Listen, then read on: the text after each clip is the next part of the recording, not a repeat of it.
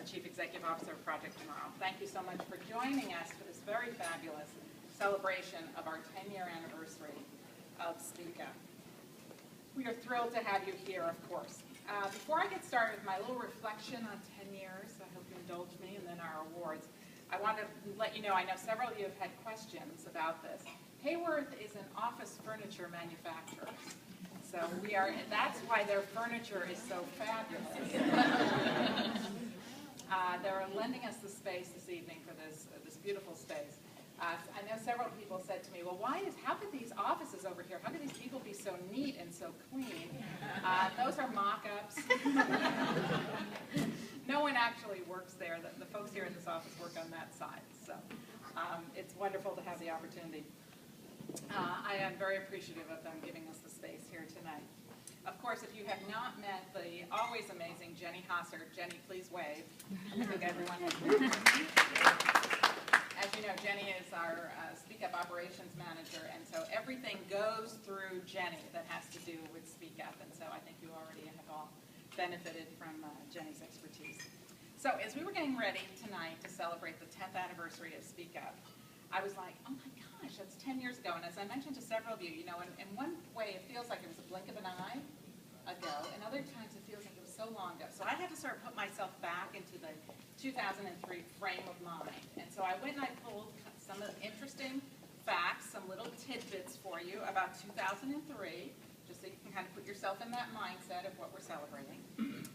As I'm sure you all imagine or remember, George Bush was the president.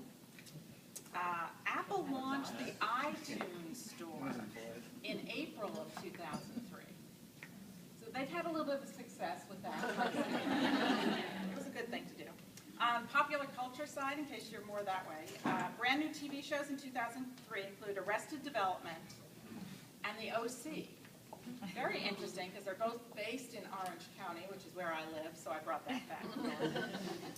Finding Nemo was the second highest grossing movie of the year in 2003, and it also won the Academy Award for the Best Animated Feature. The other part that I didn't know was that it's the largest grossing DVD ever, and those of us that have had children, my children are older, Doug is appreciating this. I mean, what household doesn't have Finding Nemo and knows the story by heart, right? Doug, I don't know if you knew this, but I just found this out. There's a sequel that's coming out. Finding Dory. I didn't know Dory was lost. I thought Dory and Nemo were together, but Dory's lost. That's in 2015, so we can look for that. Okay, so then we'll take it over to the sports side for those of us that are a little bit more sports-oriented. So the World Series in 2003 was won by the Florida Marlins. They beat the Yankees 4-2. Yeah, we obviously have a fan here. Interesting thing, the Florida Marlins don't exist anymore. They're the Miami Marlins. So that's kind of interesting.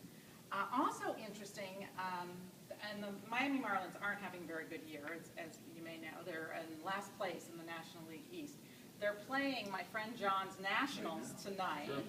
The Nationals are doing much better than the Marlins are, and John has this fantasy. You may have already talked to him about it. He's got this fantasy going that the Nats are going to make it into the wild card. Too far in your dreams. I don't think so. 2003, though, the Nationals were still in Montreal, folks. They were the Expos. So that's very interesting. And so it is not only the 10th anniversary of Speak Up, this may also resonate with some of you. This is the 10th anniversary of the pumpkin spice latte at Starbucks. We travel in great company, don't we?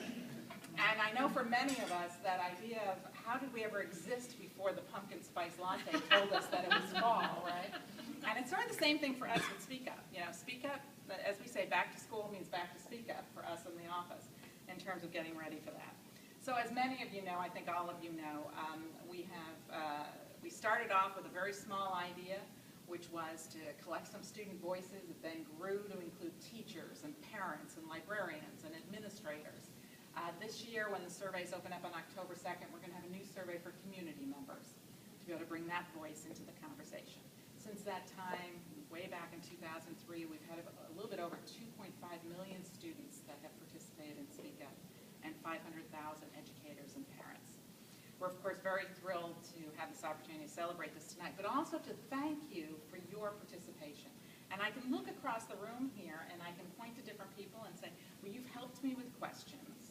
You've helped us get outreach. You've supported events where we've been able to share the findings. You've helped us in terms of advocacy using the data. So everyone here has had some part in the success, so thank you so much for all of that.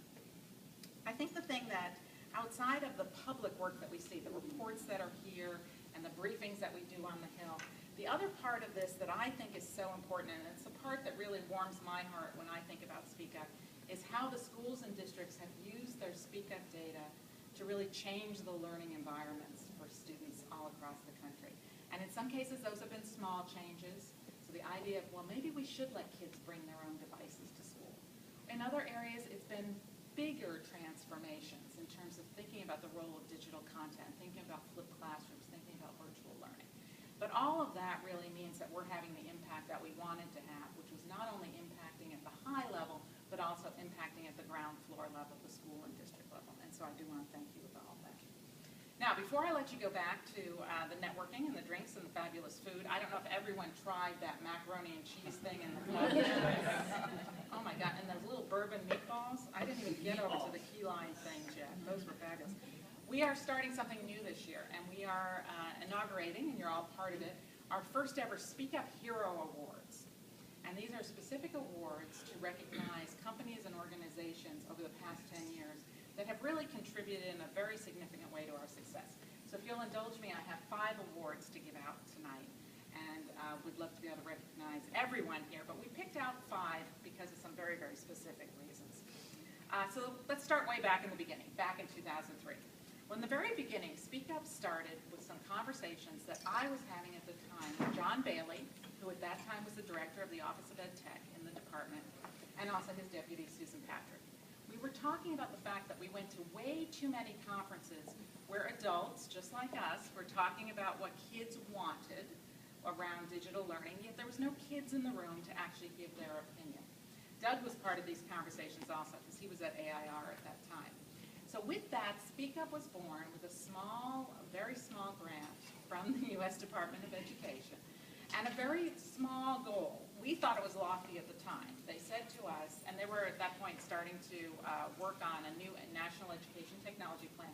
This is like Doug Levin, This Was Your Life, but you know,